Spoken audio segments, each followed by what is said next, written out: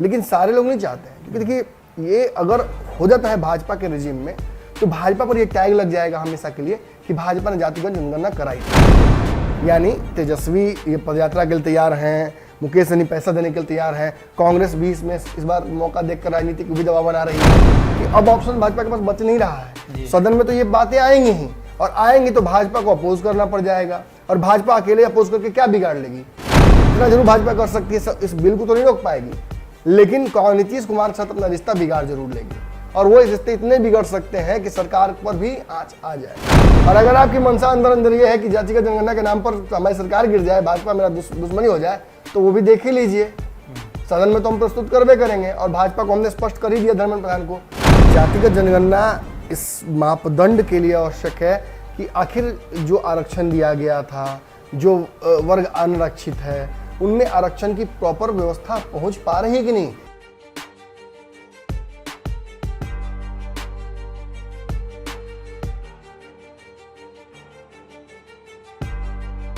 नमस्कार, पंचनामा देख रहे हैं आप, जहां हम करते हैं खबरों की चीरफाड़। एक बार फिर से हाजिर हैं नई खबर लेकर, जिसकी चीरफाड़ की जाएगी। खासतौर पे बिहार में मुख्यमंत्री नीतीश कुमार ने ठान लिया है कि वो अपनी बातों को रखेंगे, वो जो चाहते हैं वो करेंगे, और साथ ही विपक्षी दलों का सहयोग भी उन्हें मिल रहा है।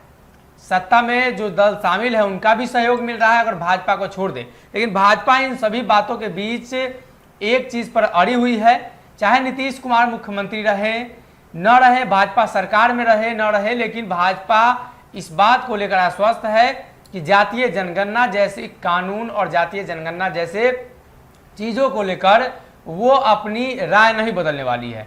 जातीय जनगणना कराने को लेकर मुख्यमंत्री नीतीश कुमार ने पहले ही कई बार बयान दिया है। तेजस्वी यादव से मुलाकात भी हो चुकी है, तेजस्वी यादव ने पत्र भी लिख दिया है। लेकिन अब बिहार सरकार के कृषि मंत्री का बयान सामने आया और कहा कि बिहार में इन चीज़ों की ज़रूरत नहीं है। बिहार में जिसकी ज़रूरत है वो चीज़ें धीरे धीरे पूरी की जा रही है।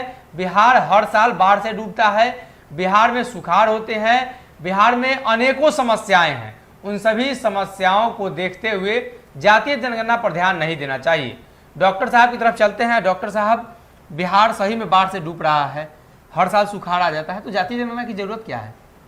देखिए, जातीय जनगणना की आवश्यकता दूसरे कारणों से है, बाढ़, सुखाड़, चमकी बुखार के लिए नहीं है। जातिगत जनगणना इस मापदंड के लिए आवश्यक है कि आखिर जो आरक्षण दिया गया था, जो वर्ग अनारक्षित है, उनमें आरक्षण की प्रॉपर व्यवस्था पहुंच पा रही है कि नहीं। सरकारी और भी कानून बना, देखिए आरक्षण को रिवाइज तो नहीं किया जा सकता है, लेकिन इतना जरूर किया जा सकता है कि आरक्षित लोगों के विकास को माप कर उनकी संख्या कितनी है, जनसंख्या, उनके लिए कानून जो बनाया जा रहा है उन तक पहुंच पा रहा है कि नहीं, इसके लिए इसकी आवश्यकता है। और ये आवश्यकता केवल बिहार की ही नहीं है, ये पूरे देश की है जी। और इसीलिए जो देश के खासतौर पे जो इस समाज के नेता हैं, जो समाज की पैरोकारी करते, किसी भी समाज से आते हो, लेकिन समाज की पैरोकारी करते हैं, बराबर चाहते हैं कि समाज का रहे विकास, वो इसके लिए दबाव बना रहे हैं जी।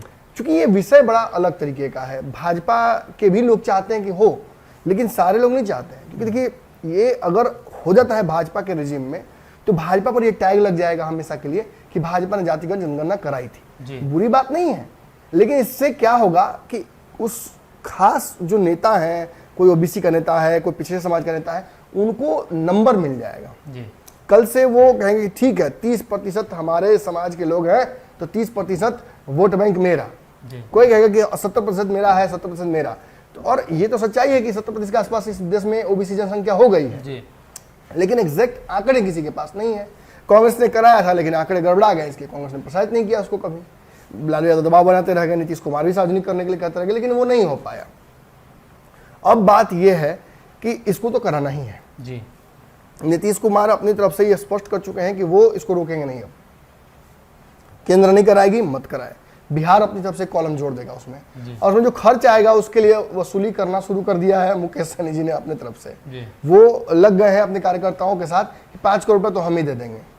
यानी तेजस्वी ये पदयात्रा के लिए तैयार हैं, मुकेश सहनी पैसा देने के लिए तैयार हैं, कांग्रेस भी इसमें इस बार मौका देखकर राजनीतिक भी दबाव बना रही है, लेफ्ट चाहती ही थी कि ये हो, तो सारे दल चाह रहे हैं, केवल भाजपा नहीं चाह रही है।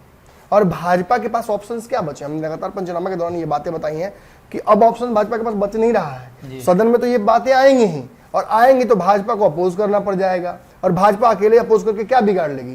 जी। इतना जरूर भाजपा कर सकती है, इस बिल को तो नहीं रोक पाएगी, लेकिन नीतीश कुमार के साथ अपना रिश्ता बिगाड़ जरूर लेगी, और वो रिश्ते इतने बिगड़ सकते हैं कि सरकार पर भी आंच आ जाए। जी, असर पड़ेगा। तो अब इसको अनअवॉइडेबल, जो कहा है ना कि थैनोस जब आया था तो उसने क्या कहा था कि आई एम इनएविटेबल, मैं तो आऊंगा ही आऊंगा, मैं वही संभावी हूं। वैसे ही बिहार में अब ये इस बिल का आना लगभग अवश्यंभावी है जी। और इसे रोकने वाला कोई नहीं है। भाजपा बिहार में अगर रोकना चाहेगी तो वो सरकार गिराकर ही रोक सकती है। ऐसे में नया अपडेट ये आ गया है कि बिहार सरकार के नीतीश कुमार के मंत्री, कृषि मंत्री अमरिंदर धारी नाम है उनका ना, जी, अमरिंदर सिंह, इन्होंने स्पष्ट तौर पर यह बात कह दी है कि इस समय आवश्यकता नहीं है ऐसे किसी बिल की। लेकिन देखिए, ये बात कह के जो नेक्स्ट बात वो बोल दी है वो बहुत मजेदार है। जी। उन्होंने कहा कि तेजस्वी तो सरकार नहीं चला सकते हैं, नहीं चला सकते हैं, यानी तेजस्वी यादव सरकार चलाने की कोशिश कर रहे हैं। अब इस बात को समझने की कोशिश कीजिए कि ये क्या कहने का मतलब उनका।